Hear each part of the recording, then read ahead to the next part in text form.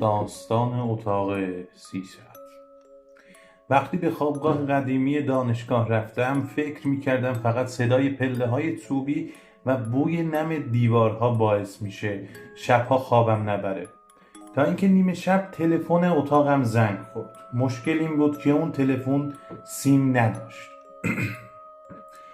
هر شب در همون ساعت زنگ میزد، دقیقا ساعت 3. اول جواب نمیدادم، ولی شب پنجم کنجکاوی بر من غلبه کرد. گوشی رو برداشتم. صدایی آروم و خشدار گفت اتاق 300 رو نبند.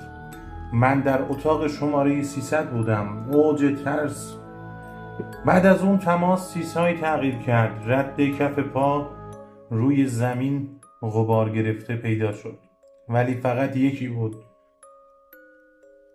دیوار کنار تخت شروع کرد به پوسته شدن، انگار چیزی از پشت داره بیرون میزنه. و بعد شب هفتم وقتی تلفن زنگ زد، در اتاق خودش باز شد. صدایی با نفس کشیدن سنگین گفت من از اون طرف خط نیستم، من پشت تو هم. صبح فردا ماموران دانشگاه گفتن تلفن خط 300 سالهاست قطع شده، هیچ سیمی نداره، اما هنوز هر شب ساعت 3 تلفن اون اتاق زنگ میخوره و کسی از پشت خط میپرسه کی امشب رو توی اتاق 300 میخوابه. اون شب گوشی رو جواب ندادم، گذاشتم زنگ بزنه تا خودش خسته بشه، ولی صدای زنگ تموم نشد. صداش آروم آروم تبدیل شد به ضربه هایی روی دیوار درست کنار تخت من. 3 ضربه، مکس، و دوباره 3 ضربه. انگار کسی از اون سمت دیوار داره با ناخونش میکوبه. صبح که شد به مسئول خوابگاه گفتم. خندید و گفت پسر اون سمت دیوار حمومه، اونجا کسی نیست.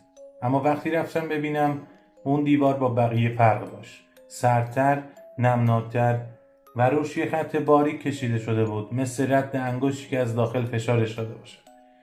شب بعد تصمیم گرفتم گوشیم رو روی ضبط بذارم کنار تلفن اتاق. صبح پخش کردم. در لحظه ای از ضبط وقتی زنگ تموم شد یه صدای نفس اومد و بعد یه زمزمه. باز کن درو، من تنها نیستم. اما من در رو باز نکرده بودم. کسی چطور وارد شده بود؟ رفتم پرونده اتاقها رو دیدم. اتاق 300 قبلا بسته بود، چون سالها پیش یه دانشجو اونجا خودش رو حلق‌آویز کرده. توی گزارش نوشته بودن قبل از مرگش مدام بهش تلفن میزدن، شماره بدون سیم. اون شب نمیخواستم بخوابم، نشسته بودم روبروی تلفن، خیره نگاهش میکردم. ساعت 3 شد، تلفن زنگ خورد. برداشتم و گفتم تو کی هستی؟ دنبال چی؟ سکوت. بعد از چند ثانیه یه صدای خنده خفه‌ای گفت من همونم که باهات تماس گرفتم وقتی هنوز زنده بودی. همه چی تار شد. صدای زنگ تو سرم ادامه داشت. بعدش فقط یه چیز یادمه، باز شدن در و دیدن خودم که از اون طرف در دیوار بیرون اومدم. من هنوز توی اتاق 300م، ولی اون من دیگرم تلفن رو جواب میده و هر شب درست در ساعت 3 به کسی زنگ میزنه تا جاشو عوض کنه.